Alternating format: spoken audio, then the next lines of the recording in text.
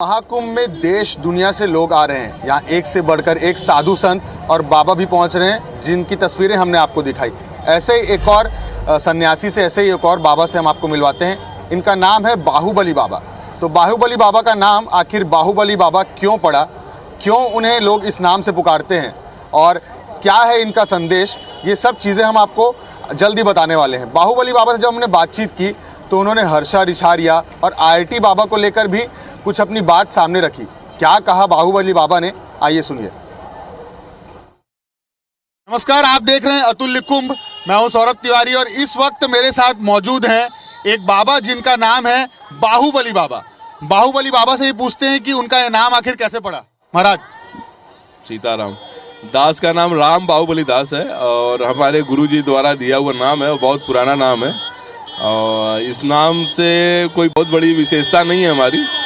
इस नाम के पीछे गुरुजी ने कोई पुरुषार्थ देखा था तो नाम दे दिया था और 20 साल पुराना नाम है राम बाहुबली दास। महाराज का नाम बाहुबली, उनकी गाड़ी भी अगर हम आपको दिखाएंगे शॉर्ट्स में, गाड़ी भी बाहुबली जैसी दिखती है। महाराज, महाकुंभ में 13 अखाड़े आए, आप किस अखाड़े से संबंध रखते हैं? दिगंबर अखाड़े से अयोध्या हमारा जो है बड़ी छावनी से स्थान है हमारा, पर हमारा गुरु स्थान अरुणाचल प्रदेश से। हम नॉर्थ ईस्ट के साधु हैं। अरुणाचल प्रदेश ब्रह्मपुत्र नदी के किनारे परशुराम कुंड प्लेस है जहाँ पे हमारे गुरु जी का स्थान है।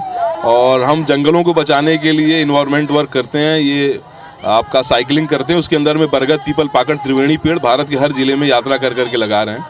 और ये यात्रा हमारी पिछले 18 सालों से मतलब कई राज्यों में मैं कर रहा हूँ। भारत के समस्त जितने भी डिस्ट्रिक्ट्स हैं, जितने भी ज़िले हैं, सब में पेड़ लगाना और बच्चों को जो प्राइमरी स्कूल में हैं उनको अवेयर करने के लिए नदियाँ और जो हमारे सिकुड़ते हुए जंगल हैं उनके लिए जागृति का प्रयास है मेरा। अनेक तरह के साधु संत अनेक तरह के संदेश देते हैं। आप अपने फॉलोअर्स को या इस वीडियो के देखने वालों को आप क्या संदेश देंगे? तो मैं सबसे ये कह रहा हूँ कि महाकवि कालिदास भी हुए और उससे पहले महामूरख थे वो। तो ऐसा काम ना करें कि जिस प्रकृति के साथ हम रह रहे हैं उस प्रकृति का दोहन करते रहें। और एक और सबसे विशेष बात कह रहा हूँ कि रिलीजियस होना तो ठीक, अच्छी बात है कि हम मानवीकरण के अंदर में, उदारीकरण के अंदर में एक रिलीजन को चुनते हैं।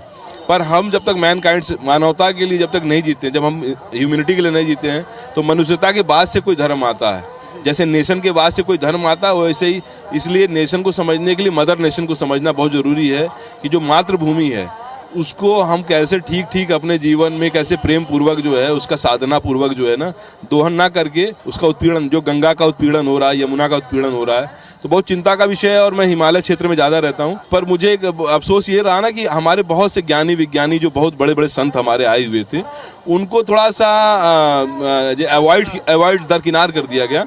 तो ये थे हमारे साथ बाहुबली बाबा। हम इनकी मॉडिफाइड फॉर्च्यूनर के ऊपर बैठे थे, हमने इनसे विभिन्न विषयों को लेकर बात की और इन्होंने हमें सीधे जवाब दिए।